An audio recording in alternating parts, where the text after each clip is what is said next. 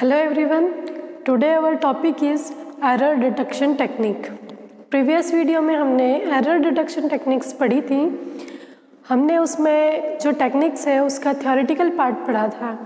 अब हम देखेंगे कि किस तरीके से हम मैथमेटिकली इन टेक्निक्स को यूज़ करते हैं। सबसे पहले हम देखें कि एरर डिटेक्शन टेक्निक में दो टेक्निक का यूज़ किया गया है। फर्स्ट है पैरिटी बीट और सेकेंड है चेकसम। सबसे पहले हम बात करते हैं पैरिटी की। तो क्या होता है, जब सेंडर कोई अपने डेटा को रिसीवर तक पहुंचाता है तो वो अपने डेटा को इनकोड करने के साथ में उसे एक पैरिटी बीट देता है। वो ये शो करता है, जैसे कि यहाँ पर हम देख रहे हैं कि दो पैरिटी बीट होती है, एक तो इवन पैरिटी बीट होती है और एक ऑड पैरिटी बीट होती है। तो जो सेंडर है वो अपने डेटा के साथ में ये भी डिनोट करता है कि उसने कौन सी पैरिटी बीट का यूज़ किया है, उसने इवन पैरिटी बीट का यूज़ किया है या फिर ऑड पैरिटी बीट का यूज़ किया है। तो सबसे पहले देखते हैं हम इवन पैरिटी बीट। अब जैसे देखें कि हमारे पास कोई डेटा है ना, उस डेटा में नंबर ऑफ वंस की संख्या क्या हो, इवन हो, तो वो पैरिटी बीट क्या होगी, ज़ीरो पैरिटी बीट होगी। जैसे एग्जाम्पल के लिए देखें, हमारे पास डेटा है 1, ये 8 बीट का डेटा है और इस 8 बीट के डेटा में जो है पैरिटी बीट भी इंक्लूड है। जैसे 1 000 000 1, तो ये 8 बीट का है। अब यहाँ पर देखें नंबर ऑफ वंस कितने हैं, तो यहाँ पर नंबर ऑफ वंस जो है हमारे पास इक्वल टू 1 और 2 है। 2 है, इट मीन्स कितने हैं, नंबर ऑफ वंस इवन है तो पैरिटी बीट क्या हो जाएगी, 0 हो जाएगी। इसी तरीके से ऑड नंबर ऑफ वंस, अगर हमारे डेटा में नंबर ऑफ वंस कितने हो, ऑड संख्या में हो, तो पैरिटी बीट कितनी हो जाती है, 1 हो जाती है। एग्जाम्पल के लिए देखें 1 000 1 000 1, तो यहाँ पर नंबर ऑफ वंस कितने हैं, इस एग्जाम्पल में नंबर ऑफ वंस है 1 2 3, तो ये 3 क्या है, एक ऑड नंबर है, मतलब ये क्या हो गई, ऑड पैरिटी हो गई। तो ये ऑड नंबर ऑफ वंस होने के कारण इसकी पैरिटी बीट कितनी हो जाएगी, 1 हो जाएगी। ये किसके लिए था, ये इवन पैरिटी के लिए था। अब हम देखेंगे कि ऑड पैरिटी के लिए क्या होता है। ऑड पैरिटी के लिए जब हमारे डेटा में नंबर ऑफ वंस जो है वो ऑड संख्या में हो तो वो क्या कहलाता है, वो ज़ीरो पैरिटी होती है।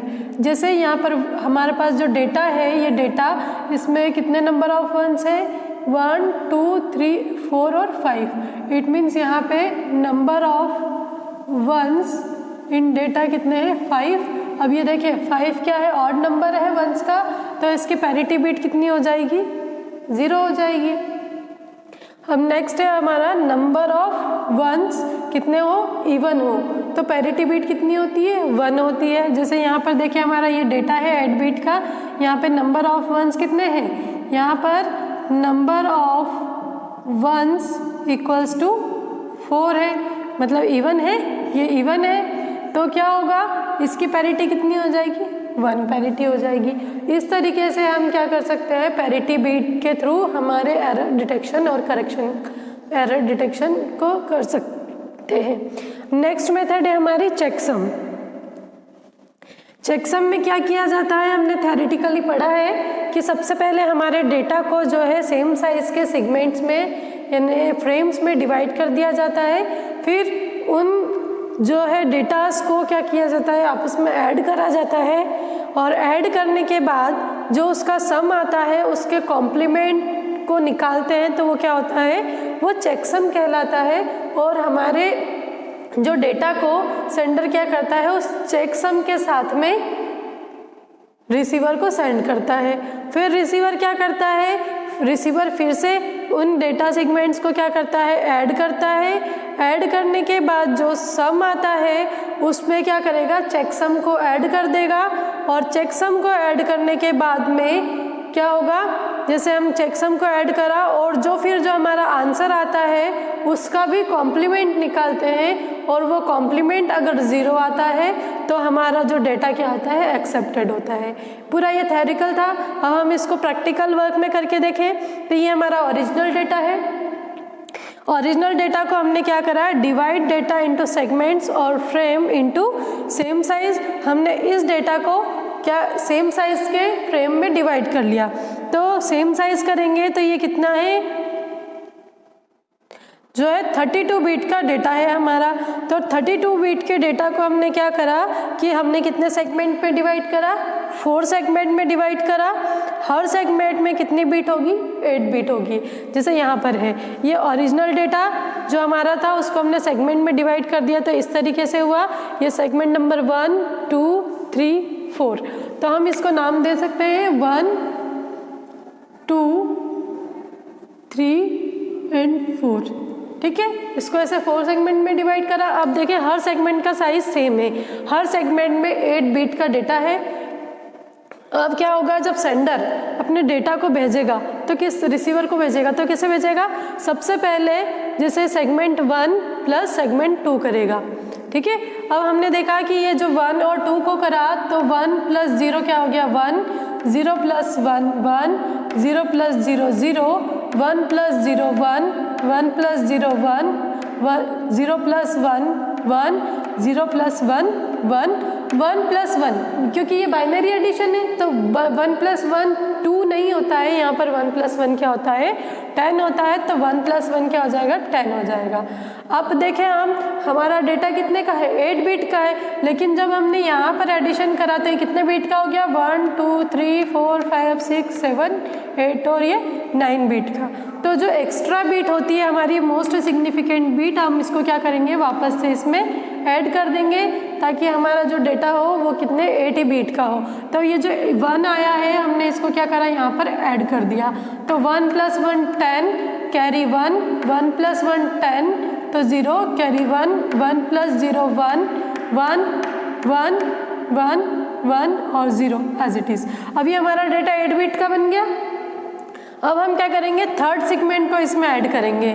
तो थर्ड सेगमेंट को ऐड करने के बाद में हमारा क्या आता है, जो आंसर आता है 0 plus 0, 0 plus 0 0, 1 plus 1 10 carry 1, 1 plus जो है यहाँ पे कैरी ये 1, 1 प्लस 1 कितना हो जाएगा 10, 10 के बाद में कैरी 1, तो 1 प्लस 1 कितना हो जाएगा 10, फिर कैरी 1, 1 प्लस 1 10 और 1 11, तो 1 इधर आ जाएगा और कैरी यहाँ पे 1 आ जाएगी। तो 1 प्लस 1 10 और कैरी यहाँ पे 1 आ जाएगी, तो ये कितना हो जाएगा, ये 1 आ जाएगा। लेकिन यहाँ पर देखिए ये एडिशन करने के बाद भी जो हमारा जो आंसर आ रहा है एडिशन का वो 8 बिट का ही है, तो इसमें हमको एक्स्ट्रा फिर बिट को ऐड नहीं करना पड़ेगा। हम क्या करेंगे, 4th सेगमेंट को इसमें ऐड कर देंगे। 4 सेगमेंट को हमने ऐड करा तो 0 plus 0, 0 plus 0 0, 0 plus 1 1, 0 plus 0 0, 0 plus 0 0, 1 plus 0 1, 0 plus 0 0, 1 plus 1 10, तो ये हो जाएगा 10। फिर से अब हमारा डेटा कितने बिट का हो गया, 9 बिट का हो गया। अब इसको 8 बिट के करने के लिए हमने क्या करा, ये जो एक्स्ट्रा मोस्ट सिग्निफिकेंट बिट थी इसको हमने ऐड कर दिया, तो क्या हो जाएगा 0 प्लस 1 1 हो जाएगा और ये एज इट इज़ कैरी हो जाएगा। तो ये अब जो हमारा जो सम आया वो कितने बिट का हो गया, 8 बिट का हो गया।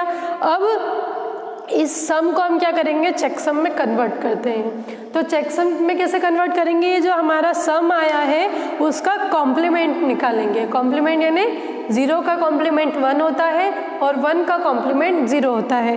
तो यहाँ पर देखिए 0 का कॉम्प्लीमेंट 1, 1 फिर 1 है तो यहाँ पर 0, 0 है तो 1, 0 है तो 1, 1 है तो 0 और 0 है तो 1 और 1 है तो 0। तो इस तरीके से ये जो सम हमारे पास आया है चारों सेगमेंट्स का सम, उसका हमने कॉम्प्लीमेंट निकाल लिया। तो ये कॉम्प्लीमेंट क्या कहलाएगा, चेक सम। ठीक है, अब जब सेंडर क्या करेगा, इस डेटा को जब रिसीवर को भेजेगा तो इस सेगमेंट्स के साथ में, इस ओरिजिनल डेटा के साथ में ये चेक सम भी सेंड करेगा, चेक सम सेंड करेगा। अब ये डेटा कहाँ गया, रिसीवर के पास गया। तो अब रिसीवर क्या करेगा, फिर से इन सेगमेंट्स को ऐड करेगा जैसा कि हमने करा था। तो यहाँ तक जो एडिशन है वो क्या है हमारा, सेम है। कहाँ तक, यहाँ तक। ये जो है ये चारों सेगमेंट का सम आया, सम ऑफ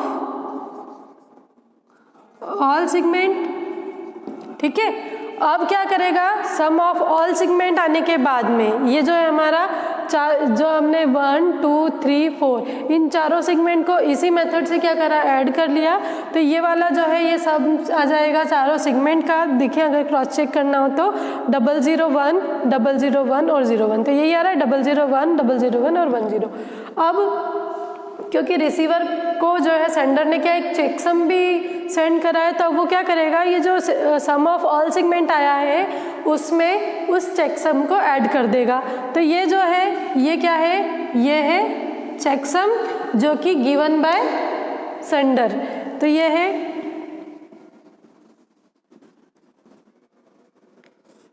गिवन बाय सेंडर। अब देखिए चेकसम यही था 110 110 110, तो ये 110 110 110।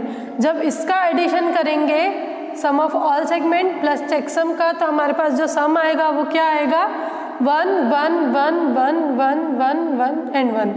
अब इस सम का जब हम कॉम्प्लीमेंट निकालेंगे तो क्या आना चाहिए, 0 0 0 0 0 0। अगर ये सब जो बीट 0 हो जाती है मतलब हमारे डेटा में कोई भी एरर नहीं हुई है और रिसीवर क्या करेगा, उस डेटा को एक्सेप्ट कर लेगा। अदरवाइज अगर इसमें कुछ भी नंबर ऑफ वंस आ जाते हैं इट मीन्स हमारे डेटा में क्या हो गई, एरर हो गई, तो वो उस डेटा को रिसीवर क्या एक्सेप्ट नहीं करेगा। तो इस तरीके से हम क्या कर सकते हैं, हमारे डेटा में एरर को डिटेक्ट कर सकते हैं। आई होप आपको आज का वीडियो यूजफुल लगा होगा। Thank you very much.